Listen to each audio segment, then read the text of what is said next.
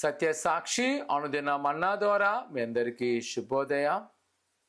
నేటి యొక్క వాగ్దానము ఇర్మియా గ్రంథము 1వ అధ్యాయం 9వ వచనం. ఇదిగో నేను ఈ నోట నా మాటలు ఉంచి ఉన్నాను.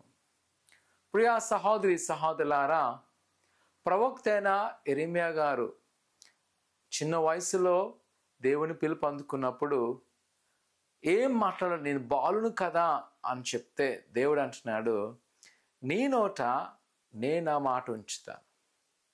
ఈరోజు నా కుమారుడు కుమార్తె నువ్వు మాట్లాడవలసినదేమో. మనలో చాలా వరకు బహిరంగంగా మాట్లాడంటే భయపడతాం. ఇంటర్వ్యూకి వెళ్ళాలన్నా, అధికారులతో మాట్లాడాలన్నా ఎంతో టెన్షన్ పడతాం.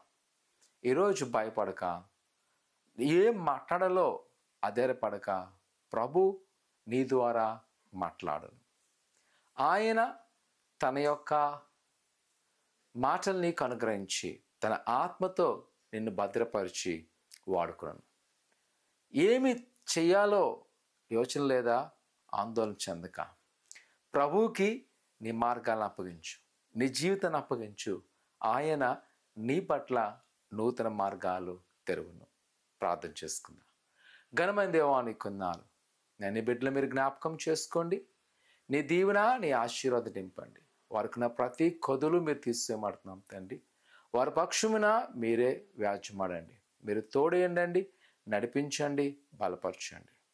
నీ కృపాక్షేమాలతో నింపి వారికున్న ప్రతి అక్కర్లు మీరు తొలగించండి తండ్రి. నీ సమృద్ధి పరచండి. వారు ఏదైతే కోరుకున్నారో ప్రతి కోరికలు సిద్ధింప చేయమని యేసు నమ్ముతున్నాం తండ్రి. ఆమేన్. భయపడద్దు, ప్రభువైన యేసులో కొనసాగండి. ఆయన పట్ల గొప్ప కార్యం చేయను గాక. ఆమేన్.